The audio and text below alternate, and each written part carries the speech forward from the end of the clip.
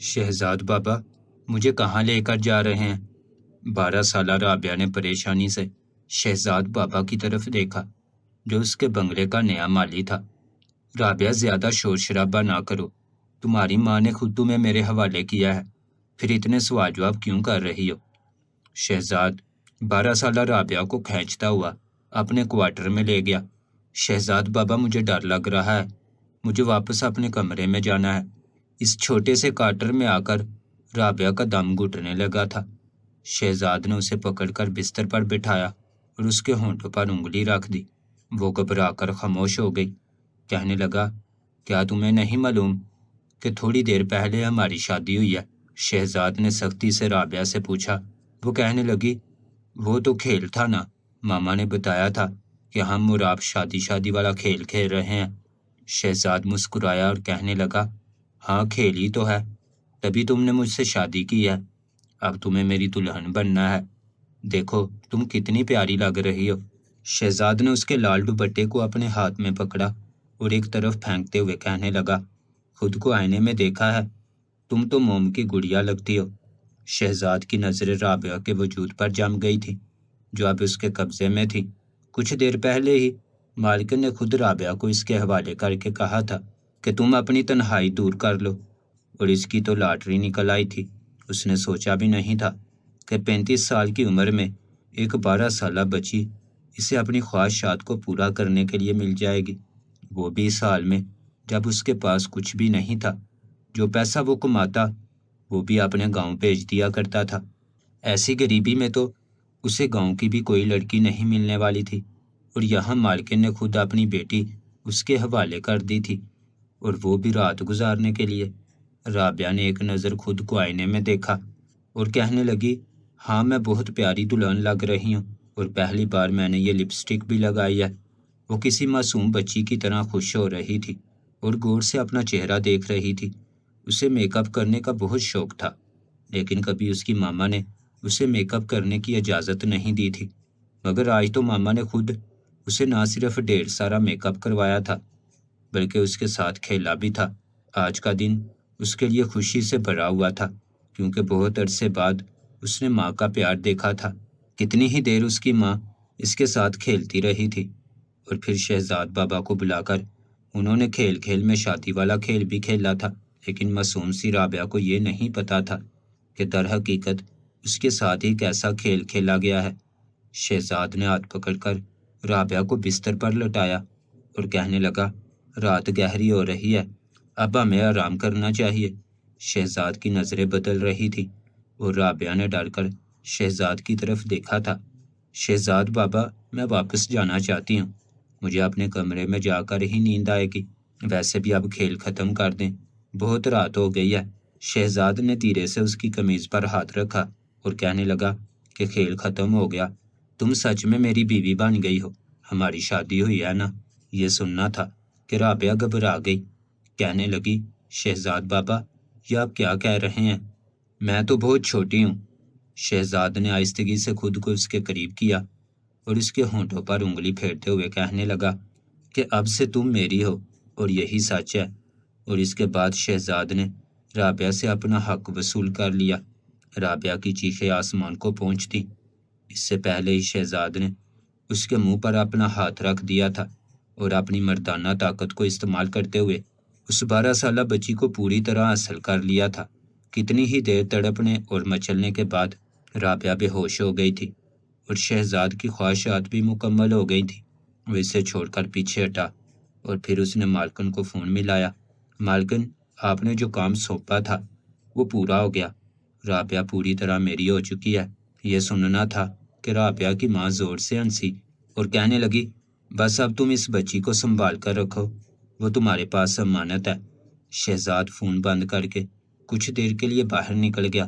Lawn میں ٹہلنے کے بعد جب وہ واپس اپنے کوارٹر میں پہنچا تو اس کی نظر پھر رابعہ پر پڑی جو سسک سسک کر رو رہی تھی۔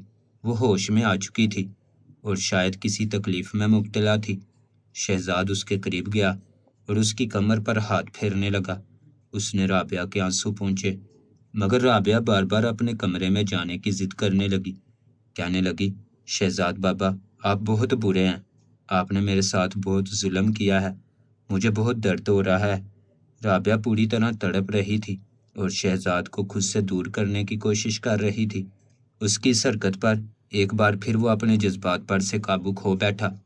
اب کی بار تو اس نے رابعہ کو الٹا لٹا کر، رابعہ صرف 8 سال کی تھی جب اس کی ماں اس دنیا سے چلی گئی۔ اس کا باپ ایک بہت بڑا بزنس مین تھا، گھر میں کسی چیز کی کوئی کمی نہیں تھی۔ گھر کا عالی شان محل تھا، نوکر چاکر سب کچھ موجود تھا۔ اگر کمی تھی تو رابعہ کی زندگی میں اس کی ماں کی، لیکن رابعہ کے بابا فرخ کو لگتا تھا کہ اگر وہ رابعہ کی وجہ سے دوسری شادی کرے گا تو ستیلی ماں رابعہ کو وہ محبت نہیں دے سکے گی جو رابعہ ڈیزرو کرتی تھی۔ لیکن ماں کی کمی نے رابعہ کو زندگی میں بہت پیچھے کر دیا تھا۔ اس کی پڑھائی سے لے کر اس کی روٹین تک بہت متاثر ہو چکی تھی۔ پھر اس نے رابعہ کے لیے ایک ملازمہ کا بندوبست کیا۔ وہ ایک مڈل کلاس لڑکی تھی جو اس کے آفس میں نوکری کے لیے آئی تھی۔ نہ ہی اس لڑکی کے پاس کوئی بڑی ڈگری تھی، نہ ہی کوئی تجربہ، بس وہ حالات کی ماری ہوئی تھی جسے نوکری چاہیے تھی۔ فرخ اسے اپنے دفتر میں تو نوکری نہیں دے سکتا تھا، لیکن فرخ کے ذہن میں کچھ اور ہی خیال آیا۔ فرخ کو لگا کہ اگر وہ اس لڑکی کو رابعہ کی دیکھ بھال کے لیے رکھ لے گا تو اس لڑکی کا مسئلہ بھی حل ہو جائے گا اور رابعہ کو لے کر فرخ کو جو پریشانی تھی وہ بھی ختم ہو جائے گی۔ فرخ چاہتا تھا کہ کوئی صحیح سلجھی ہوئی لڑکی اس کی بیٹی کے آس پاس رہے تاکہ اسے صحیح اور غلط سمجھا سکے۔ بیٹی ذات تھی، جوان ہو رہی تھی، اس کی زندگی میں کسی عورت کا ہونا ضروری تھا جو اسے بہت سے معاملات میں مدد کر سکے، اور فرخ کو لگا کہ یہ لڑکی شاہانہ ہی اس کی بیٹی کی دیکھ بھال کے لیے مناسب رہے گی۔ اسی لیے فرخ نے اسے رابعہ کی دیکھ بھال کے لیے اپنے گھر میں جگہ دے دی تھی۔ وہ 12 جماعتیں پڑھی ہوئی تھی، صبح سے رات تک ان کے بنگلے پر رہتی اور رابعہ کا خیال کرتی۔ شاہانہ اپنے گھر والوں کے لیے نوکری کر رہی تھی۔ اس کا باپ ایک معذور آدمی تھا، ماں مر چکی تھی اور بہن بھائی بہت چھوٹے تھے، وہ کسی قابل نہیں تھے۔ مجبوراً شاہانہ نوکری کی تلاش میں نکلی تھی اور فرخ کے بنگلے میں پہنچ گئی تھی۔ چند دنوں میں ہی شاہانہ نے ایسی محبت دکھائی کہ رابعہ پوری طرح اس کی گرویدہ ہو گئی۔ شاہانہ ہر وقت رابعہ کے ساتھ ساتھ رہتی۔ فرخ جب بھی رابعہ سے شاہانہ کے بارے میں سوال جواب کرتا تو رابعہ شاہانہ کی بہت تعریفیں کرتی اور بتاتی کہ اب وہ بہت خوش ہے کیونکہ وہ تنہا نہیں ہے۔ دھیرے دھیرے فرخ رابعہ کی طرف سے پوری طرح مطمئن ہو گیا تھا۔ کاروبار کے سلسلے میں اسے دوسرے ملک بھی جانا پڑتا تھا، لیکن کافی عرصے سے وہ اپنے ہر ٹرپ کو کینسل کر رہا تھا۔ کبھی مینیجر کو بھیج دیتا تو کبھی آن لائن ہی سارا کام دیکھ لیتا، لیکن ایسا ممکن نہیں تھا۔ شاہانہ کو رابعہ کی دیکھ بھال کرتے کرتے 6 مہینے ہو گئے تھے۔ فرخ اس پر اعتبار کرنے لگا تھا، اس لیے اس نے فیصلہ کیا تھا کہ اب کاروبار کی خاطر وہ 15 دن کے ٹرپ پر چلا جائے گا۔ اور پھر یہ بات جب رابعہ کو پتہ چلی تو اس نے بھی کوئی اعتراض نہ کیا، کیونکہ سارا دن تو شاہانہ اس کے پاس ہوتی تھی، رات کو بھی گھر پر چوکیدار اور ملازم وغیرہ رہتے تھے۔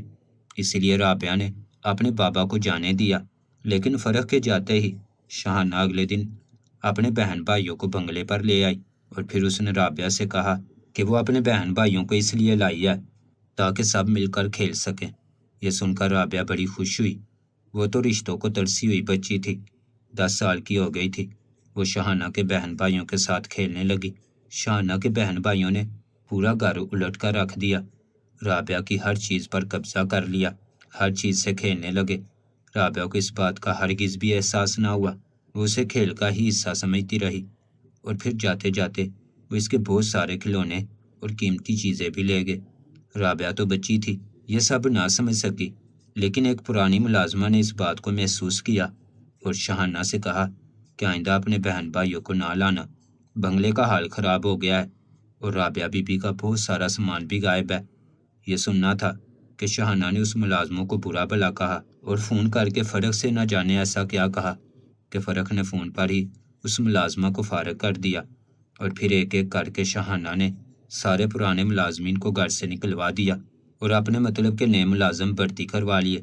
اس کے بہن بھائی آئے روز ہی بنگلے پر آنے لگے اور رابعہ کے ساتھ کھیلنے کے بہانے اس کے کھلونوں اور چیزوں پر قبضہ جمانے لگے۔ فرخ جو 15 دن کے لیے گیا تھا اسے واپس آنے میں 1 مہینہ لگ گیا۔ 1 مہینے بعد جب وہ واپس لوٹا تو شاہانہ نے اپنے طریقے سے پہلے ہی فرق کو بتا دیا کہ رابعہ خود کو اکیلا محسوس کر رہی تھی، اس لیے میں اس کا دل بہلانے کے لیے اپنے بہن بھائیوں کو لائی تھی۔ امید کرتی ہوں آپ کو اعتراض نہیں ہوگا۔ یہ سن کر فرق کہنے لگا، نہیں، تم تو میری بیٹی کا خیال رکھنے کے لیے اتنا کچھ کرتی ہو، میں تو تمہارا شکر گزار ہوں۔ رابعہ بھی اس وقت تک شاہانہ کی حرکتوں کو نہیں سمجھی تھی، اس لیے اس نے بھی باپ سے کوئی شکایت نہ کی، اور پھر فرق آئے دن ہی اپنے بیرون ملک کے دوروں پر جانے لگا اور اس کی غیر موجودگی میں سارا گھر شاہانہ کے رحم و کرم پر ہوتا۔ 6 مہینے اور گزرے تو شاہانہ نے رابعہ کے دماغ میں یہ بات ڈال دی کہ اگر میں تمہاری ماں ہوتی تو رات کو بھی تمہارے ساتھ رہ جاتی، تمہیں رات کو تنہا نہ سونا پڑتا۔ دھیرے دھیرے یہ بات رابعہ کے ذہن میں سمائی اور وہ فرق سے یہی بات کرنے لگی کہ میں اب شاہانہ آنٹی کو رات میں بھی اپنے پاس رکھنا چاہتی ہوں، آپ شاہانہ آنٹی سے شادی کر لیں۔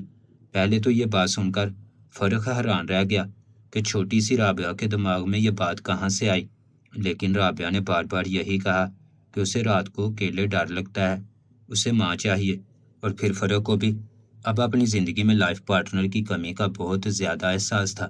یہ بھی ڈر تھا کہ اگر شاہانہ کی کل کو شادی ہو گئی تو وہ رابعہ کو چھوڑ کر چلی جائے گی، اس لیے اس نے سوچا کہ کیوں نہ میں ہی شاہانہ سے شادی کر لوں اور اسے ہمیشہ کے لیے اس گھر میں جگہ دے دوں۔ فرق کے پاس پیسوں کی کمی نہیں تھی، وہ شاہانہ کے گھر والوں کو بھی خرچے کے پیسے دے سکتا تھا۔ اس نے خود شاہانہ سے شادی کی بات کی، شاہانہ کے تو دل کی مراد پوری ہو گئی، بیٹھے بٹھائے وہ اتنے بڑے بنگلے کی مالکن بننے والی تھی، اس لیے اس نے فوراً یہ کہہ کر حامی بھر لی کہ وہ بھی رابعہ کے بغیر نہیں رہ سکتی، اور پھر 10 دن کے اندر ہی شاہانہ اور فرق کی سادگی سے شادی ہو گئی۔ شاہانہ دلہن بن کر آئی تو اس نے رابعہ کو گود میں بٹھا لیا، اسے خوب پیار کرنے لگی۔ یہ دیکھ کر فرق کا دل سکون اور اطمینان سے بھر گیا کہ اب اس کی بیٹی کی زندگی میں ماں کی کمی ختم ہو جائے گی۔ لیکن کچھ ہی دنوں بعد شاہانہ اپنے اصلی رنگ ڈھنگ پر آ گئی، وہ فرق کے کیے گئے ہر احسان کو بھول گئی۔ اس نے رابعہ کے ساتھ ایک سوتیلی ماں والا رویہ اختیار کیا، بات بات پر اسے ڈانٹتی مارتی، کمرے میں بند کر دیتی، خود فرق کے ساتھ پارٹیز میں جاتی اور کسی نہ کسی بہانے سے رابعہ کو گھر چھوڑ جاتی۔ دھیرے دھیرے رابعہ پھر تنہا ہونے لگی تھی، لیکن وہ یہ بات اپنے بابا کو نہیں بتا سکی تھی، اور دوسری طرف شاہانہ نے فرق کے دماغ میں یہ بات ڈالنی شروع کر دی تھی کہ رابعہ ایڈلٹ کنٹینٹ دیکھتی ہے، اس کی اسکول میں بہت سارے لڑکوں سے دوستی ہے اور کبھی کبھی وہ بہت عجیب باتیں کرتی ہے۔ اس نے فرق کو یہ بتانا شروع کیا تھا کہ رابعہ جوان ہو رہی ہے اور وہ اب جنسی خواہشات کے بارے میں سوال جواب کرتی ہے، شاید وہ کسی غلط راستے پر چل رہی ہے۔ یہ سن کر فرق بہت پریشان ہو گیا تھا، ایک باپ ہو کر وہ بیٹی سے ایسے سوال جواب نہیں پوچھ سکتا تھا کہ جس سے ان کے درمیان شرم و حیا کا پردہ ختم ہوتا، اسی لیے اس نے شاہانہ سے کہا کہ وہ اس کی بیٹی کو راہ راست پر لائے، چاہے محبت سے یا سختی کر کے، لیکن اسے غلط راستے پر نہ جانے دے۔ شاہانہ نے رابعہ سے اس کا موبائل، اس کا آئی پیڈ وغیرہ سب کچھ واپس لے لیا، صرف چند کھلونوں کے ساتھ رابعہ اپنے کمرے تک محدود رہ گئی۔ وہ ایک دفعہ پھر اس احساس محرومی کا شکار ہو گئی تھی، جسے نکالنے کے لیے فرق نے شاہانہ کو اپنے گھر میں جگہ دی تھی، لیکن شاہانہ نے فرق کے سامنے یہ بات ظاہر نہ کی، بلکہ وہ یہی کہتی کہ اب بھی رابعہ ایڈلٹ کنٹینٹ میں ہی دلچسپی رکھتی ہے اور وہ خود اپنے کمرے میں بند رہنا چاہتی ہے۔ فرق بہت زیادہ فکر مند رہنے لگا، پھر اسے پردیس ایک میٹنگ کے لیے جانا تھا۔ اس وقت تک رابعہ 12 سال کی ہو چکی تھی، وہ ایک بالغ لڑکی تھی، اس لیے فرق نے جاتے جاتے شاہانہ سے کہا کہ اس کا بہت زیادہ خیال رکھنا۔ شاہانہ نے وعدہ کر لیا، لیکن فرق کے جاتے ہی شاہانہ نے کھیل کھیل میں اسے نئے مالی کے حوالے کر دیا، جو شاہانہ کا اپنا آدمی تھا۔ شاہانہ اب رابعہ سے جان چھڑانا چاہتی تھی، وہ فرق کے ساتھ اپنی زندگی کو اکیلے گزارنا چاہتی تھی۔ رابعہ کا وجود اب اسے کھٹکتا تھا، کیونکہ فرق کے دماغ پر ہر وقت رابعہ کا خیال رہتا تھا۔ وہ شاہانہ کے ساتھ ہوتا تو بھی اسے رابعہ کی ہی فکر ستاتی اور وہ رابعہ کے حوالے سے ہی بات کرتا، اور شاہانہ کو یہ بات برداشت نہیں تھی۔ اس کی نظر میں رابعہ ایک کانٹا تھی جسے اپنی زندگی سے نکال کر وہ مزید خوشیاں سمیٹ سکتی تھی۔ شاہانہ نے یہ خیال بھی نہ کیا کہ وہ جس کے ساتھ یہ ظلم کر رہی ہے وہ ایک 12 سال کی بچی ہے۔ شاہانہ چاہتی تھی کہ رابعہ ایک رات مالی کے ساتھ گزار لے تو پھر وہ اپنے شوہر کو بتائے کہ رابعہ نے اپنی جنسی خواہشات سے مجبور ہو کر مالی کو منتخب کر لیا ہے۔ وہ کسی بھی طرح رابعہ کو اس گھر سے اور اپنی زندگی سے نکالنا چاہتی تھی، اور پھر اس نے یہی کیا اور رابعہ کو مالی کے ساتھ کوارٹر میں بھیج دیا۔ دوسری طرف شہزاد مالی نے بھی رابعہ کے بچپنے کا فائدہ اٹھا کر اس پر ظلم کا پہاڑ توڑ ڈالا تھا۔ سسکتی ہوئی رابعہ کو الٹا کر کے وہ اس کے زخموں پر مرہم لگانے کے بہانے اپنی گندی خواہشات پوری کر رہا تھا۔ رابعہ کی چیخوں کی آواز باہر نہ جائے، اس لیے اس نے رابعہ کے منہ میں ایک چھوٹا سا کپڑے کا ٹکڑا بھی بھر دیا تھا اور اس کے ہاتھوں کو سختی سے پکڑ لیا تھا۔ ایک رات گزر گئی تھی۔ اگلی صبح شہانہ نے روتے ہوئے فرخ کو فون ملایا اور کہنے لگی کہ رابعہ نے ہر حد پار کر دی ہے۔ یہ سن کر فرخ پریشان ہو گیا، کہنے لگا بتاؤ تو صحیح کیا بات ہے۔ شہانہ کہنے لگی کہ صبح جب میں رابعہ کے کمرے میں گئی تو وہ اپنے کمرے میں نہیں تھی۔ میں نے اسے تلاش کیا تو وہ مجھے مالی کے کوارٹر میں ملی، اور وہ خود اپنی خوشی سے مالی کے ساتھ تھی، اور جو کچھ میں نے اپنی آنکھوں سے دیکھا ہے وہ بتانے کے قابل نہیں ہے۔ ایک باپ ہو کر آپ یہ بات نہیں سن سکتے کہ آپ کی 12 سالہ بیٹی نے اپنی خواہشات کو پورا کرنے کے لیے 35 سالہ مالی کے ساتھ اپنا منہ کالا کر لیا ہے۔ شہانہ کی بات سن کر فرخ کے ہوش اڑ گئے تھے۔ وہ کہنے لگا یہ ناممکن ہے، رابعہ تو بچی ہے، وہ ایسا کیسے کر سکتی ہے؟ شہانہ روتے ہوئے کہنے لگی آپ واپس آ جائیں، رابعہ یہ سب کر چکی ہے، اس نے ہمارے منہ پر کالک مل دی ہے۔ میں نے تو پہلے ہی آپ سے کہا تھا کہ اسے کسی بورڈنگ سکول میں بھیج دیں جہاں وہ سیدھے راستے پر چلے، لیکن آپ نے میری بات نہ سنی۔ شہانہ بہت عرصے سے اس بات پر زور دے رہی تھی کہ رابعہ کو بورڈنگ سکول بھیج دیا جائے، لیکن فرخ راضی نہیں ہوا تھا۔ شہانہ کی بات سن کر فرخ کہنے لگا کہ جو پہلی فلائٹ ملتی ہے میں فوراً واپس آتا ہوں، تم رابعہ کو اپنے پاس رکھو، اس کا خیال رکھو، میں واپس آ کر بات کرتا ہوں، اور مالی کو تو میں جان سے مار دوں گا، اس کی ہمت کیسی ہوئی میری بیٹی کو استعمال کرنے کی۔ فرخ بہت زیادہ غصے میں تھا۔ پھر 2 دن بعد کی فلائٹ کنفرم ہوئی اور وہ واپس آیا۔ تب تک شہانہ نے مالی کو ٹھیک ٹھاک پیسہ دے کر بھگا دیا تھا اور زخموں سے چور رابعہ کو یہ سمجھا دیا تھا کہ باپ کو شادی والی کھیل کے بارے میں بالکل نہ بتانا، ورنہ وہ غصہ کرے گا۔ کہنا کہ میں خود ہی مالی بابا کے ساتھ گئی تھی، اور سچ بھی یہی تھا۔ رابعہ کھیل سمجھ کر خود ہی تو مالی کے ساتھ اس کے کوارٹر تک گئی تھی۔ گھر کے باہر جو CCTV کیمرہ لگے ہوئے تھے ان میں بھی یہی منظر ریکارڈ ہوا تھا کہ رابعہ خود اپنی مرضی سے مالی بابا کے ساتھ ان کے کوارٹر میں جاتی ہوئی نظر آ رہی تھی۔